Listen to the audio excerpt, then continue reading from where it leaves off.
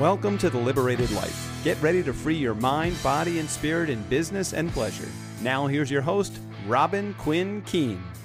Welcome to today's episode of The Liberated Life. This is your host, Robin, and I'm coming to you with a micro episode again today from the trigger warning deck that you can find now on the new app called Deckable or at deckable.com online. Super excited about this new platform and all of the amazing card decks that are there from therapy and mindfulness to oracle decks to parenting decks. You've got it.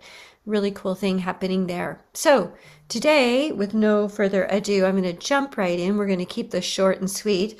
Today's card is I Feel Invisible. So I'm just going to run through a couple of questions for you about feelings of invisibility. When I notice that I'm feeling invisible, I feel that on some level I have removed myself from the game of life. And sometimes when I feel invisible, I feel like it's something else, not that I have intentionally or unintentionally removed myself, but that somehow I am not being seen.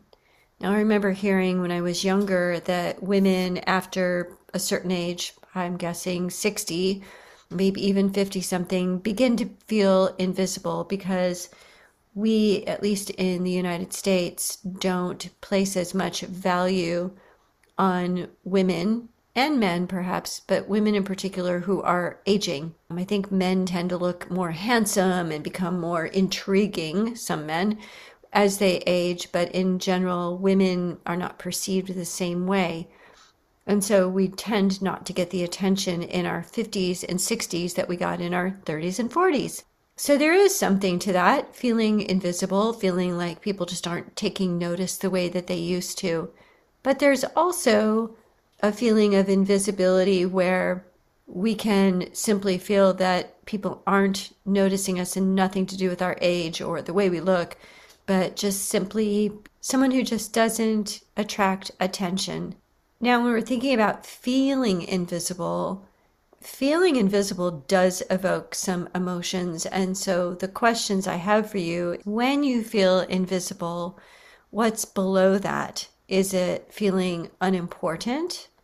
Does feeling invisible go along with feeling in some way unworthy? Can feeling invisible perhaps feel like being in hiding and not wanting to be seen? All of these things can go along with feeling invisible. I want to counter that by saying if you feel unimportant, you do have value. And if you feel unworthy, you are worthy to be seen.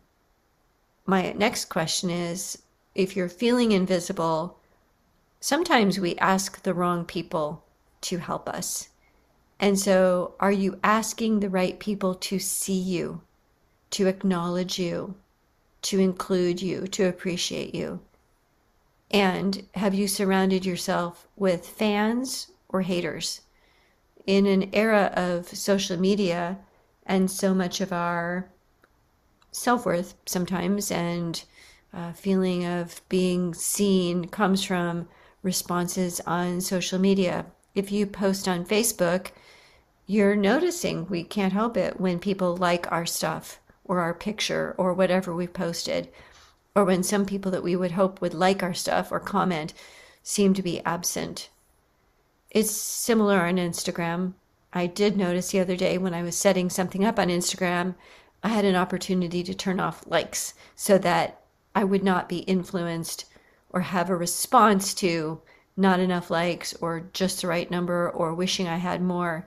I have to say, I think that's pretty brilliant that we can turn those things off, because if we're expecting our appreciation to come from social media and it doesn't, we can be left feeling like, what's the point? I'm so invisible here. So the question again is, have you surrounded yourself with fans or haters? Because it contributes a lot to whether or not we feel seen. The journal prompts I have for you are, who have you invited to your table? Now, if you did the Purge for Peace with me, or if you know about that, I got a very clear message at the end of a meditation one day on the beach in Seaside, Oregon, after spending a week there with friends and family and clients. and feeling a little disconcerted at the end of the week, I took a walk and I got a very clear message that said, if you don't bring me peace, you don't get a place at my table. Now, that wasn't like God telling me if I didn't bring him peace, I wasn't going to get a place. It was more of a question for me, Robin, who have you invited to your table? And are those people bringing you peace? The question for you is, who have you invited to your table? Do your quote-unquote dinner guests contribute to your wellness? If you could have it any way you wanted it, how would the people at your table treat you? How would they show you appreciation? Which leads me to one more question, and that is, what does it look like for you to be acknowledged and seen? What does that feel like? What experiences do you have with being seen and acknowledged? And what do you have to do with those experiences? Meaning, how did you set those up for yourself? If you've known me for a while, you know that I talk about being an entrepreneur and what a lonely position that can be at times when your friends all around you are working.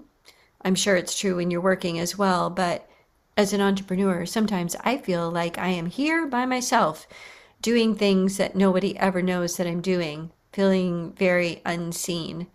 And so I have a couple of friends that I can call up. They both work full time. They have regular careers, not entrepreneurial pursuits. And I've just let them know, hey, I need some acknowledgement sometimes. I need to be seen for what I've done. So would it be okay with you if I called you and just asked you to say something? And so that's the agreement I have. If I call my friend, I can say, hey, I just need you to hear me. And then I need you to tell me, wow, you worked really hard on that. I'm so proud of you. And so that's what I'll do. And sometimes she gets what I'm talking about. And sometimes she's like, I'm not really sure what you just told me, but hey, Robin, that is so great. I can see that you really worked hard.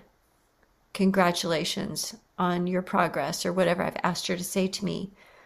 So sometimes the best way to feel seen and appreciated and get out of invisibility is share something with someone who has agreed that they would love to acknowledge you and see your efforts and appreciate them.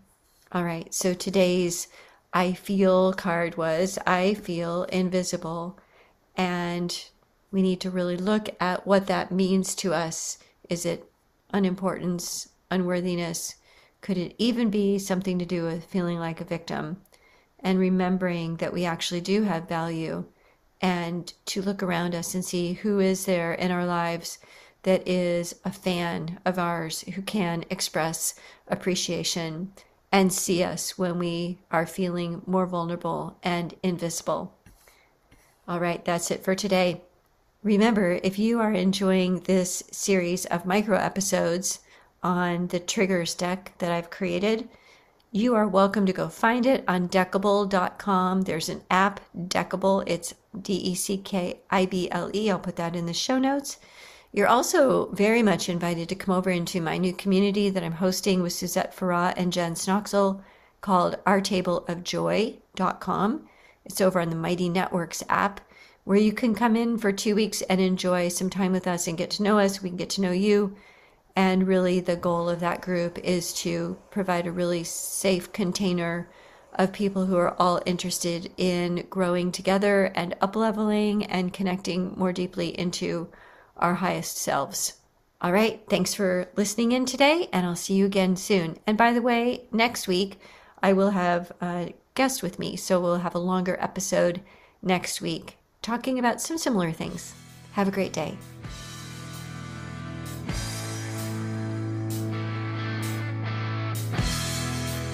Thanks for listening. If you enjoyed the show, please rate and recommend on Apple Podcasts, Overcast, or wherever you get your podcast. You can also get more great information at quittingculture.com.